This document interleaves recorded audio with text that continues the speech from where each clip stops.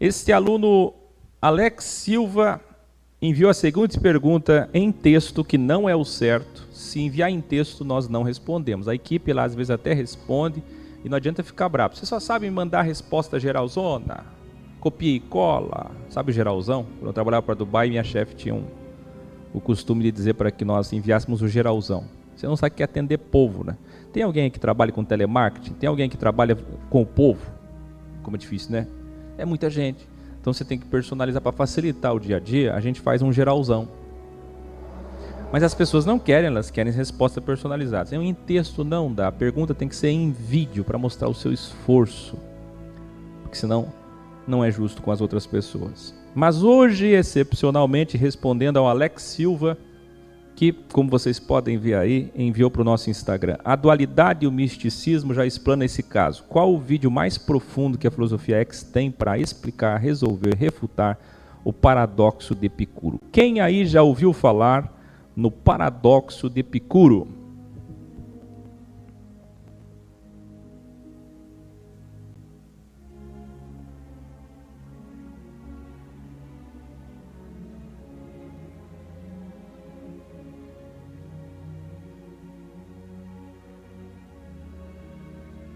Epicuro, filósofo grego do período helenístico, atuou séculos antes do nascimento de Jesus de Nazaré, porém deixou como legado um paradoxo que viria a se tornar o maior problema cristão, judaico, islâmico. Eu queria que você escrevesse isso, o maior problema cristão, judaico, islâmico. Sabia disso?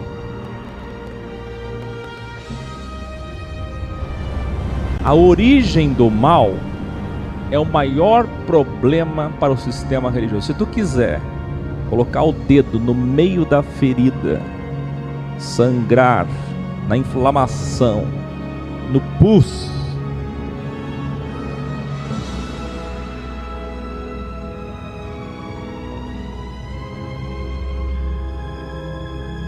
revelare: nós somos a ressurreição, a reencarnação, não confunda as coisas, do maior problema do sistema religioso. Você sabia? O espírito de alguém é o entendimento, o dossiê, o legado que passa para outros. Eu não sei se vocês já viram clone, inteligência artificial, se vocês já viram o que a gente chama de sósia.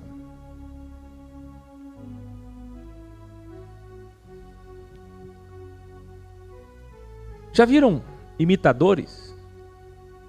Como é que faz para, por exemplo, alguém querer imitar o Akio? Vai ter que ter o espírito do Akio. Então, a gente tem, mesmo sem conhecer, o espírito de Epicuro. E além dele, que vocês vão ver no final que apenas um ponto Epicuro errou. Não é que errou, é que ficou incompleto. Eles terão que responder e procurarão, mas não acharão palavras para a resposta. O paradoxo de Epicuro é um trilema. Hoje a Consciência X vai chamar de deltalema. Escreva no seu caderno aí, deltalema. O paradoxo dele é feito de trilema. Isto é, são 3 afirmativas, porém, a existência de 2 delas necessariamente exclui a terceira. Tem nada a ver com sofisma, com axiologia. Isso daí é deltalema. O que é isso? 3 afirmativas, aonde, se 2 forem, apenas 2,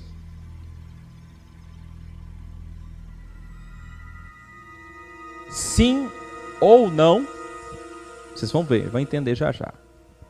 Então anula-se, cai toda a teoria, porque exclui a terceira. Desta maneira, o trilema de Epicuro teria provado que, existindo o mal, Deus não poderia possuir suas 3 mais marcantes habilidades. Escreva aí: onipotência, onisciência e onipresença ou onibenevolência. Na verdade, a gente chama isso na Universidade X de Delta Oni.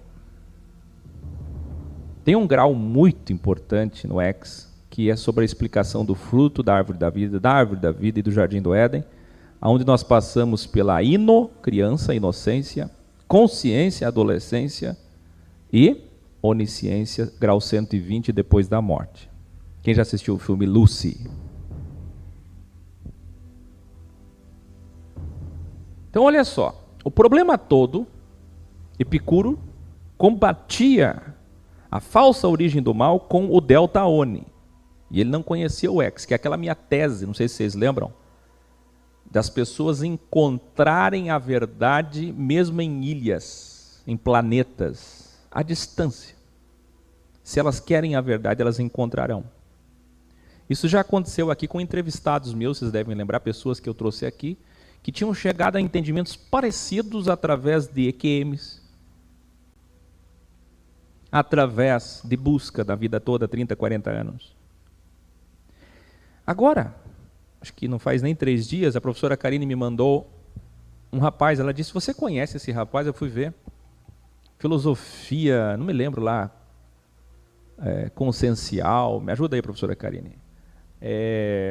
Eclésia, vários termos. Eu disse para ela, de duas uma, ou ele me conheceu, se inspirou na filosofia X e fez esse trabalho, o trabalho dele é pequeniníssimo, quase ninguém sabe, ou ele chegou próximo do mesmo entendimento por ser um buscador da verdade, com palavras muito similares ao neologismo X, parecidas. Olha que interessante, as pessoas chegam lá, inclusive com símbolos assim que lembram de longe o X, né? Termos como organicidade, eclésia, indo perto, próximo.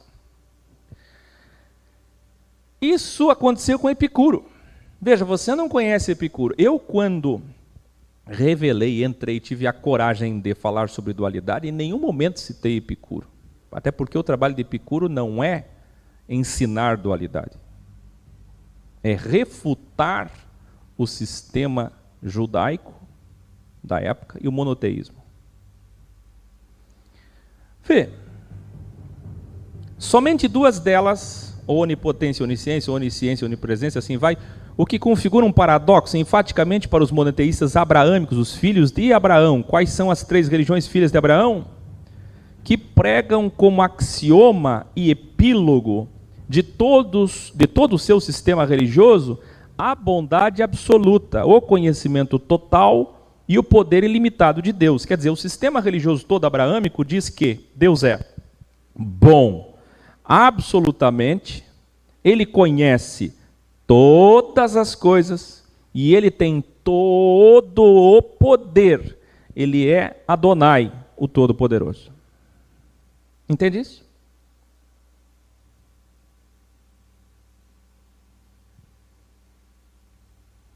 Isso aqui é trilema do sistema. Onipotência, onisciência e onipresença. Não existe nenhuma teologia que não diga isso. Para falar a verdade, o que tem um pouco é a Bíblia Deike, que diz que a onipresença se dá através dos anjos, é alguém interpretando alguma desses elementos do Delta Oni de forma diferente, mas ninguém, filho de Abraão, seja muçulmano, seja judeu, seja crente, evangélico, católico, espírita, vai dizer, olha, Deus não é onipotente, não é onisciente. Isso eu já respondi muitas vezes, inclusive ensinei vocês a fazerem pessoas questionarem-se e chegarem na consciência X através do Delta Oni.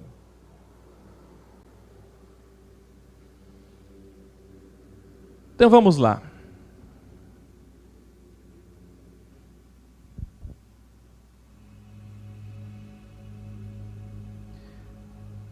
Vamos ao trilema paradoxal de Epicuro e a pseudo-resolução agostiniana. Porque na cabeça dos católicos, endossada pelos evangélicos, Agostinho, e os evangélicos, quando vão se formar para pastor no seminário, chegam até a dizer Santo Agostinho. Bom, quando eles vão ler a Bíblia, os pastores mais importantes do Brasil e do mundo dizem: abram a Bíblia em São Marcos. Já viram? Os pastores mais importantes de todas as denominações. Está na hora da palavra, o momento mais importante. Abra a vossa Bíblia em São Mateus. São? Bom, para eles, né, quando vai estudar no seminário, até o Agostinho é São, né? Resolução agostiniana. Resolução agostiniana. Será que realmente Agostinho resolveu? Você sabia que se tivesse um padre aqui agora, tem muitos padres que compraram a Bíblia, pessoas amáveis, respeitosas, enfim. Mas se tivesse um padre comigo aqui agora, e ele pudesse falar, ele diria: Aquel, nós temos orgulho de Santo Agostinho, porque Santo Agostinho não resolveu o trilema paradoxal de Epicuro, mas ele anulou, porque ele criou uma antítese para o trilema, aonde, de duas uma, ou Epicuro está certo, ou Agostinho está certo. Então vamos dizer que ele anulou, ele não resolveu. É a ausência do bem, escreve aí, o mal é a ausência do bem, a ausência de Deus, como um buraco. Inclusive eles citam isso, olha só que coisa profunda, um buraco. Que interessante. Assim como tem o bojo, a saliência, a lombada. Como é que chama aí na tua cidade? Na tua cidade tem muitas dessas lombadas aqui? E reduz marcha, e reduz, quebra mola, coisa chata, né? Parece que não tem nada mais inteligente. Em Gramado, pelo menos, inventaram um quebra-mola lá que ele é móvel. Eles chegam e mudam o quebra-mola para onde eles querem, né? Não precisa ficar fazendo aquela bola de piche. Gente boa de Deus, tem isso aqui. E tem o contrário. Quando a gente tem a dualidade do quebra-mola, da saliência, do bojo, as mulheres sabem o que é bojo por causa do sutiã, né? Para dar um volume. Aí o que acontece? Aí os homens é que tem um quebra-mola pela frente, né? Aí o que acontece? Quando tem o contrário, a gente tem o que a gente chama de buraco. Tem até a coruja do buraco, não sei se vocês já ouviram falar, que eu vi ali no zoológico, ela faz o ninho dela nos buracos da rua, inclusive, às vezes, e fica atacando os carros para proteger, mas quem mandou ela fazer o ninho no buraco da rua, né? Coitadinha. O buraco representa o quê? Segundo ele, aqui é Deus e o bem. É o hexagrama, meu. E o buraco é a ausência, é a depressão, é o vale. É nada mais do que crista e crise. Isso aqui é ausência? Isso daqui não é ausência. E eu falo para o espírito de Agostinho que está ouvindo em algum lugar, se é que já não foi destruído, tomara que não, que tenha uma boa matemática. Porque é o seguinte, disse Davi: ainda que eu estivesse na parte mais profunda do mar, no seio da terra, no abismo. João disse no Apocalipse: os homens gritarão, montanhas caiam sobre nós. Não tem como fugir da sua presença. Buraco é a ausência de Deus? Nem o buraco negro é. Deus está em todos os buracos, orifícios. Está entendendo? Até porque, para fazer o buraco, alguma matéria saiu daqui. Quando você faz um buraco, o que acontece? Vai lá, cavar. Quem aí já foi coveiro? Tira daqui, põe aqui. Tira daqui, põe aqui. Tira daqui, põe aqui. Surge uma montanha aqui. E ainda que você espalhe aquela montanha na terra plenagem, que é o certo dizer, você ainda assim vai aumentar o nível, a altura do lugar. Então não existe ausência de Deus. Pois, segundo ele, o buraco não existe como um ser, como algo que se projeta positivo. Ele é, na verdade, a ausência parcial e delimitada de um ser que, por sua vez, sim, se projeta. Logo, uma existência ontologicamente negativa é nada mais que a parcial e delimitada privação de projeção, ausência de, sobre, uma existência ontologicamente positiva. Gostaram do palavrório agostiniano? Eu diria que verborreia ridícula e incoerente. Agostinho nega a existência substancial do mal, mas então não existe o diabo. O pior, Deus não é onipresente. Em outras palavras, Agostinho fez de tudo para resolver o dilema de Epicuro e não conseguiu. Até hoje, os religiosos fogem do mal, mas não do ego, porque esse vocês sabem. E sim, ignorando a existência dele. Já viu quando você vai conversar com uma pessoa religiosa e começa a falar do mal? Ela foge. Ninguém quer falar de mal. Você quer ver, ó, essa semana eu tive audiência alta em todos os vídeos, menos naquele que eu coloquei diabo no título. As pessoas fogem. Está vendo? Tamanho do misticismo delas. Medo é involução. Então ignoram a existência dele. No lema clichê, Deus é bom o tempo todo. O tempo todo, Deus é bom. O mal, não sei. Não quero ouvir, não quero ler, não quero pensar, não quero filosofar, não quero refletir, não quero saber. Mesmo que doa, mesmo que seja incoerente, a explicação da existência do mal aniquilaria todo o sistema religioso judaico, cristão, islâmico. Estou falando do islâmico muçulmano. Radical. Você entendeu? A maior prova disso é que não tem pregação que fala do mal, não tem música gospel que fala do mal, não tem música católica que fala do mal, e se tem, não vende.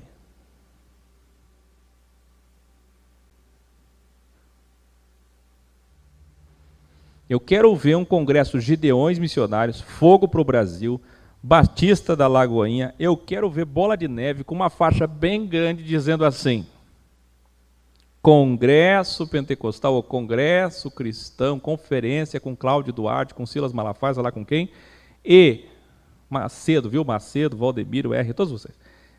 E o tema é aceitar o mal de Deus. Eu quero um congresso desse daí. Aceitar o mal de Deus.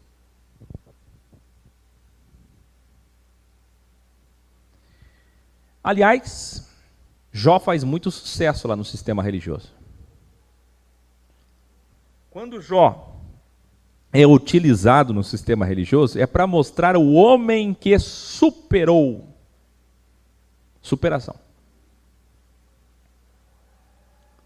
Quando fala de Jó no sistema religioso, pasmem, tem uma música da Rose Nascimento que é sobre o dízimo.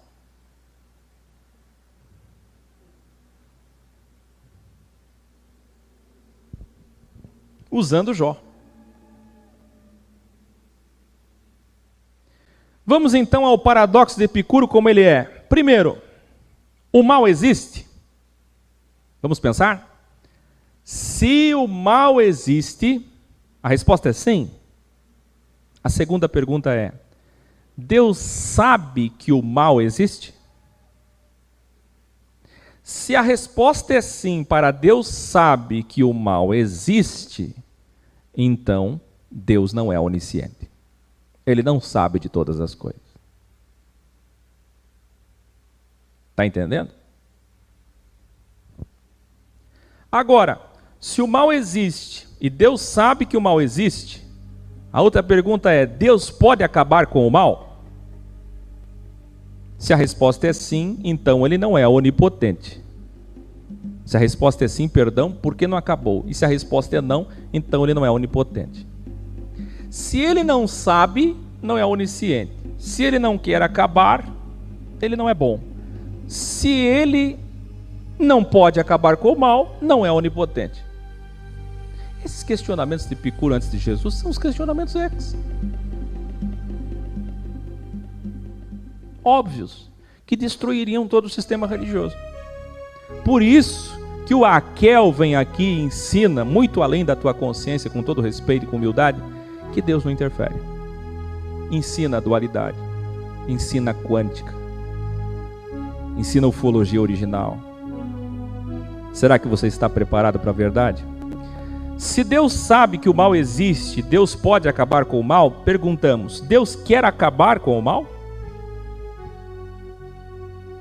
Se Deus não quer acabar com o mal, então ele não é bom. Porque quem é bom quer acabar com o mal.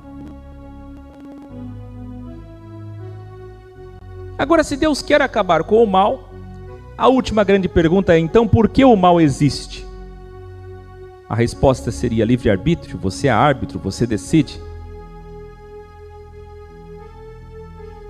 Mas, se Deus fez o mal existe para livre-arbítrio, porque dualidade é a escolha, Deus não podia ter criado um universo com livre-arbítrio sem o mal?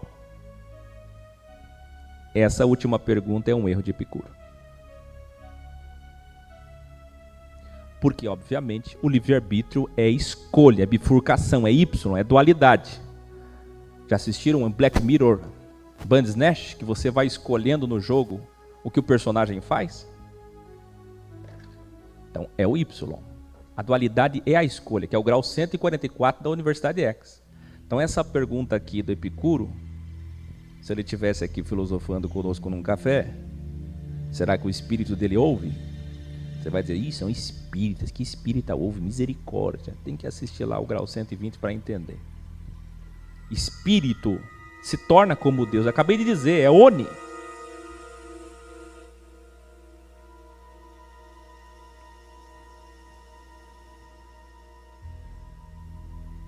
Estou lembrando do velório que eu fui a última vez. E estou entendendo que, ao falar isso, muitos desligaram. Tomara que não seja até o caso. Vê, ele diz aqui, Deus podia ter criado um universo com livre-arbítrio sem o mal. Não existe livre-arbítrio sem o mal. Então essa pergunta, ela é ilógica. Essa pergunta é ilógica, ela é incoerente, a pergunta de Epicuro. Como é que Deus vai dar livre-arbítrio? Você está aqui. Aí, segundo ele, então por que Deus não fez um mundo livre, mas sem o mal? Não existe livre sem mal. Escreve aí, o mal é a prova de que existe liberdade. Escreva aí, o mal é a prova de que você está no comando, você está no controle, Deus não interfere, livre-arbítrio, você é o árbitro, você apita, você tem liberdade, escolha é dualidade, o mal é a prova da liberdade. Se existe o mal, aonde existiu o mal, existe liberdade. O problema é que as pessoas não querem o ônus da liberdade. Lembra do delta? Bônus, ônus e munus? Das pessoas não querem o preço, pagar o preço da liberdade. Você quer liberdade? A liberdade tem um preço.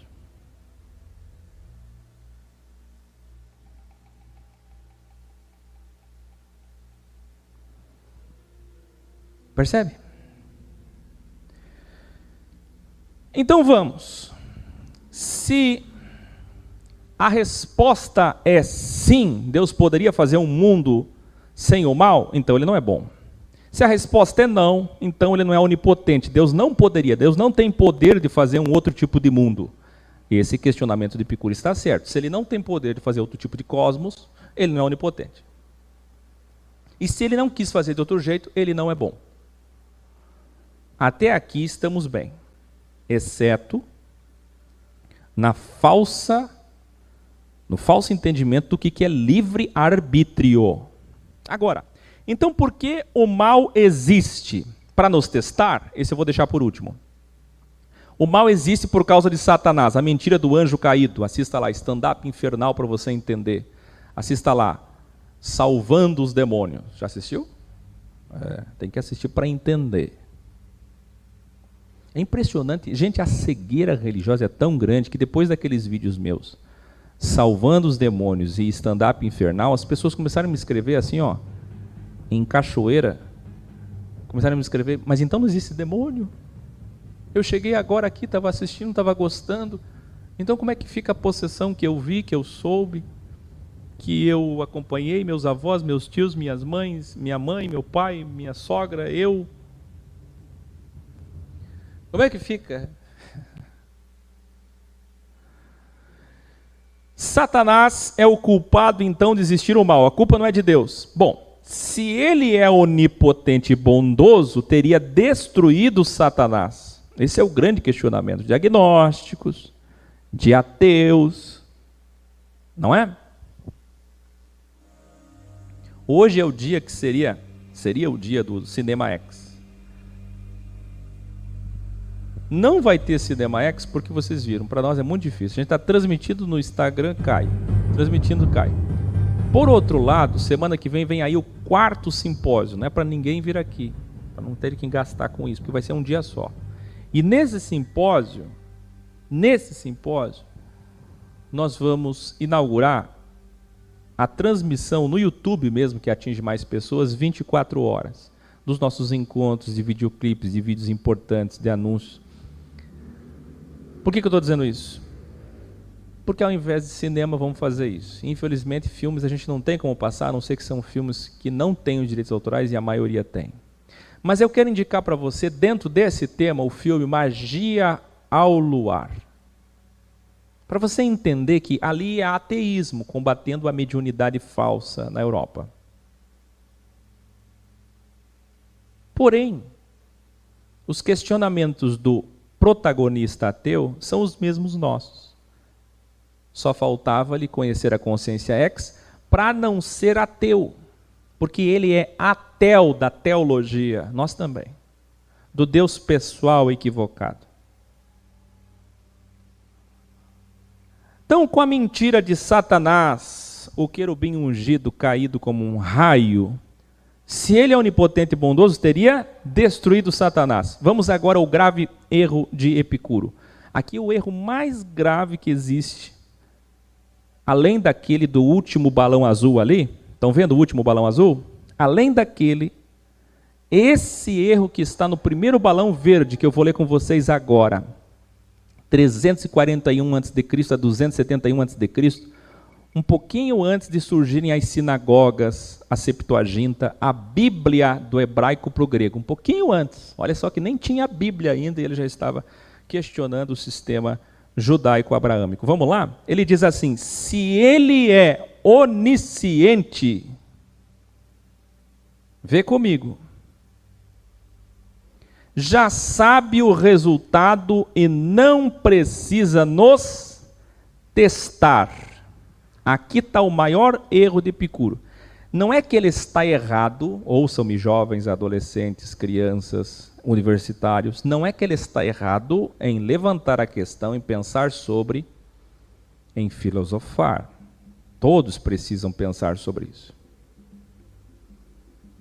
Mas ele está errado porque ele não completa o entendimento. E o levantamento da questão é por si só incoerente como o último balão azul. Quer ver? Vamos de novo? Ouça com carinho e atenção. Lê junto comigo. Vamos lá? 1, 2, 3. Primeiro balão verde. Se ele é onisciente, já sabe o resultado e não precisa nos testar.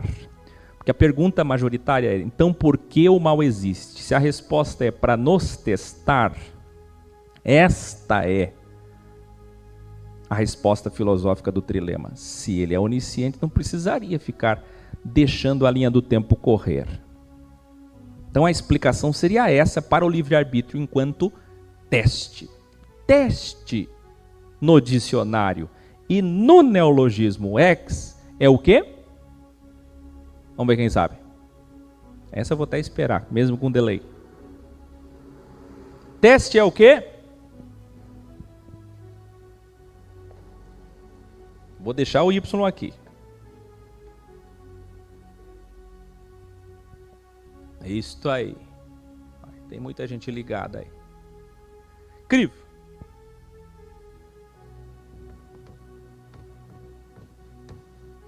Aí vem a grande questão: por que Deus fez tudo isso se já sabia como ia terminar? Se ele já sabia quem venceria, essa seria a predestinação original e não fatalista. Você está vendo que esse último balão, até ele, todo o sistema muçulmano, judaico, muçulmano que surgiu depois, não arábico, cristão que surgiu depois também, nem cristianismo havia, está destruído. Eu não sei se você entendeu, mas até o último balão verde, só tem um grupo vivo aí, para sobreviver a esse paradoxo, a esse trilema, a filosofia X. Todo o sistema está destruído pelo dilema dele. Não tem resposta. Nem padre, nem rabino, nem pastor. A filosofia X sobreviveu até o balão verde. A filosofia X agora está assim, ó. E agora, professores, professoras, quem vai nos salvar?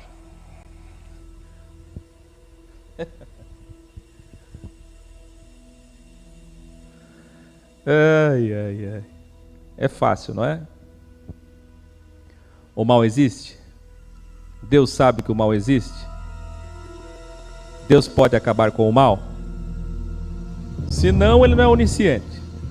Senão ele não é onipresente. Agora, se sim, revelare. Até hoje os religiosos fogem do mal, não é? Qual é a resposta dos religiosos? Deus é bom o tempo todo. O tempo todo Deus é bom. Quem já viu o clichê deles?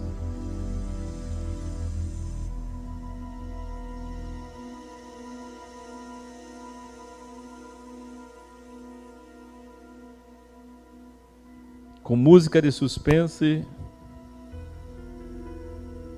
Essa não é a resolução aquiliana. Não quero ser mais um Agostinho.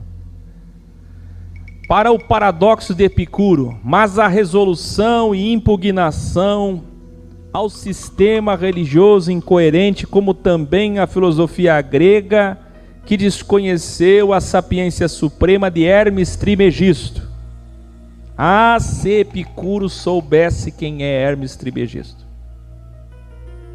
Gente, essa questão dos epicureus é tão forte que Paulo falou sobre Epicuro. Eu não quero saber de Epicuro. Toda a filosofia do homem é vã, inútil, para nada presta. A minha Bíblia, sim, ela é sagrada. Pois é, só que Paulo disse que a igreja estava dividida entre epicureus, estoicos, hedonistas. Esqueceu? Está aqui na Bíblia Original Codex. Não confia nessa Bíblia aqui? Não precisa. Você vai estudar a enciclopédia e vai conhecer a mesma coisa. Seminário bom, enciclopédia bíblica que faz análise de originais, vai mostrar para você que quando Paulo diz que a igreja de Corinto, pagã, grega, filosófica, estava dividida entre Paulo, Pedro, Jesus e Apolo, ele estava fazendo um paradoxo com a divisão dos epicureus, dos estoicos, que são as escolas de pensamento filosófico. Porque essas pessoas faziam escola na Grécia e se convertiam, vinham para as igrejas, eclésias, escolas de Jesus e davam trabalho, porque vinha com a mente epicurizada. Você imagina Paulo tendo que lidar com um judeu que vinha com Bíblia na cabeça e com um grego que se convertia e vinha com dilema, paradoxo de Epicureu antes de Jesus.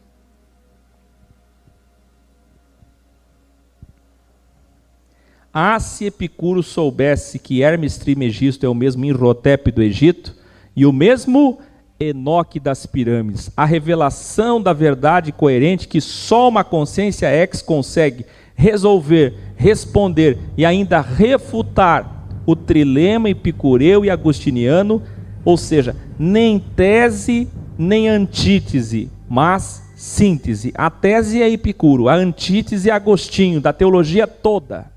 E a síntese deve ser o pensamento ex. A nossa resolução não é aqueliana, a nossa resolução é ex. Qual é a nossa resolução? Vocês sabem? Vamos lá. Não é porque Deus sabe, na linha atemporal, além do delta tempo, espaço e matéria, que é quântica. Epicuro não sabia nada de quântica. Não é porque Deus sabe, é toda ciência, que ele não vai deixar correr a linha temporal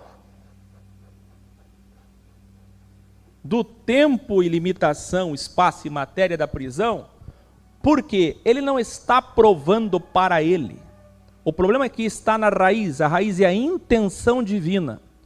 Quando o Criador fez todas as coisas, ele não fez para ele.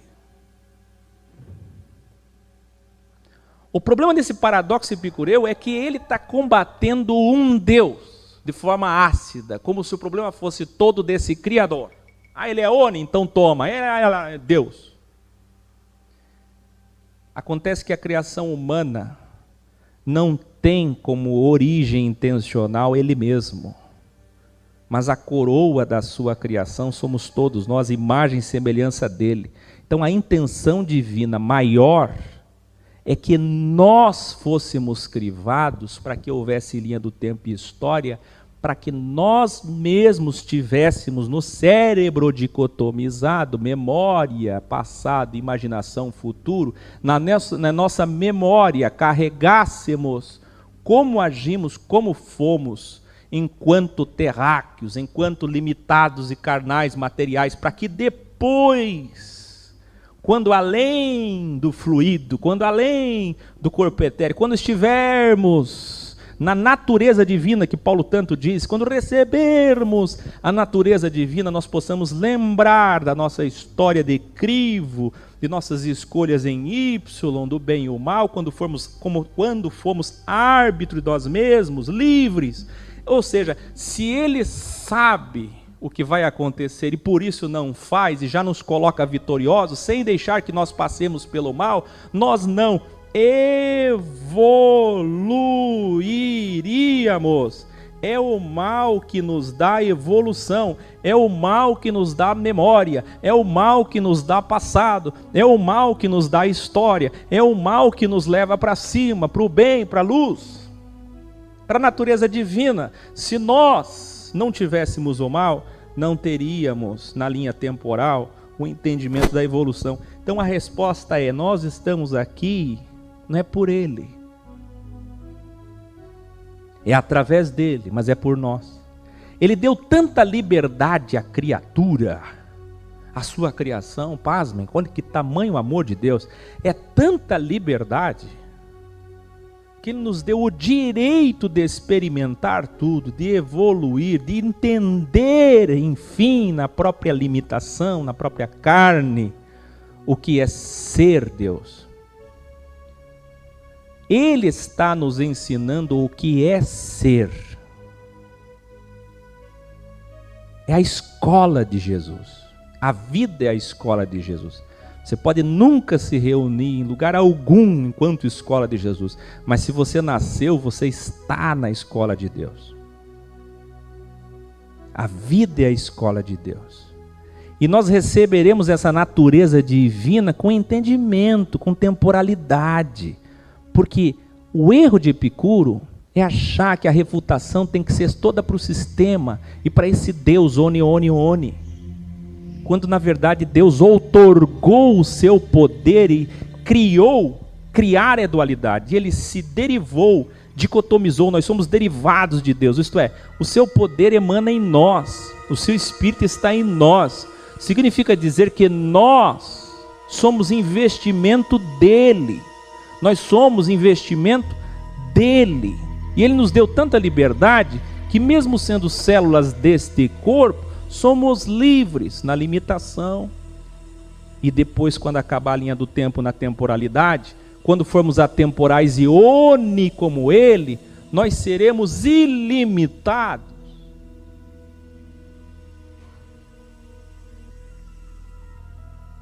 Isso significa dizer que o problema, o dilema, o paradoxo de Epicuro se concentra em Deus e no sistema.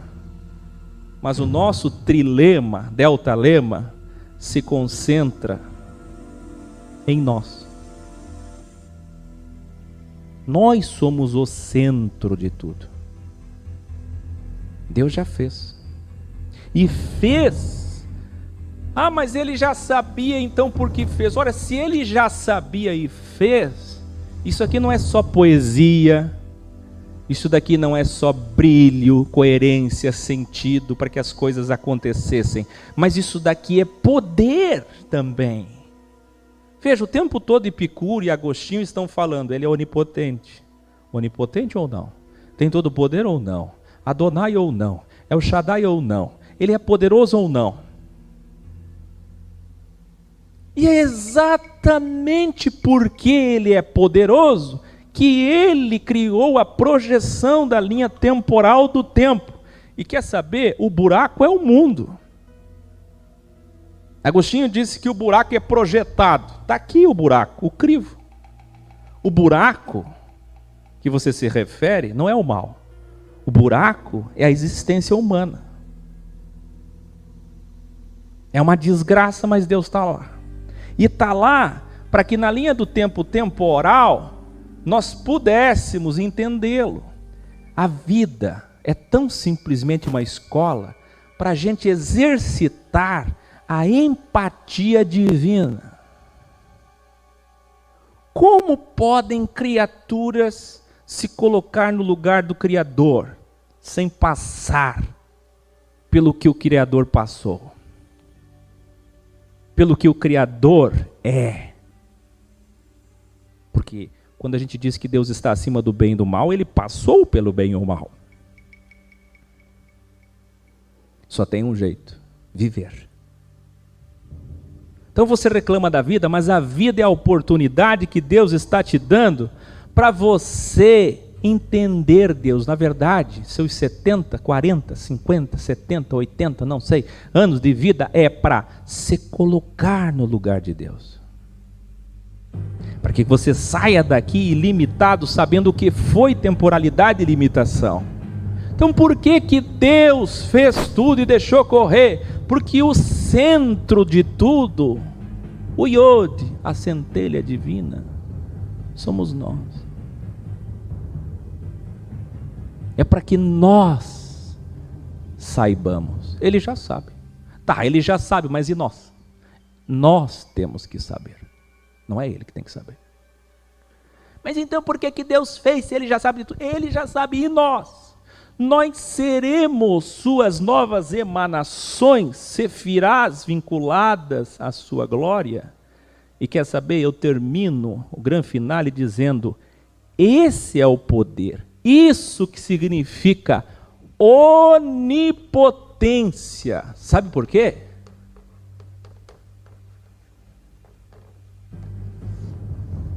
Porque é através do mal, do crivo, da memória, da limitação temporal, que ele tem poder. Ele revela o seu poder na projeção o olho que tudo vê, projetando esse buraco, ele revela o seu poder na nossa fraqueza. Ele revela o seu poder na nossa limitação. Entenda, só existe poder de Deus graças ao mal. Não há vitória sem inimigo. Então, como Deus seria poderoso se Ele dissesse assim: olha, eu sou onisciente, então não vou fazer nada, não vou fazer mal nenhum, já sei quem são os vencedores, quer saber?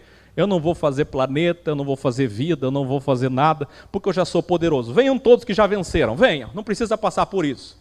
Que glória Ele tem, que poder Ele tem. Cadê a glória dEle? Cadê a vitória dEle? Cadê os inimigos destruídos? Então faltou isso aí para o Epicuro. E se ele estiver vivo ainda, o espírito dele, não sei como foi a matemática dele, ele está sabendo. Epicuro, a gente chega aí para tomar um café. Eu só não sei se Agostinho vai estar lá.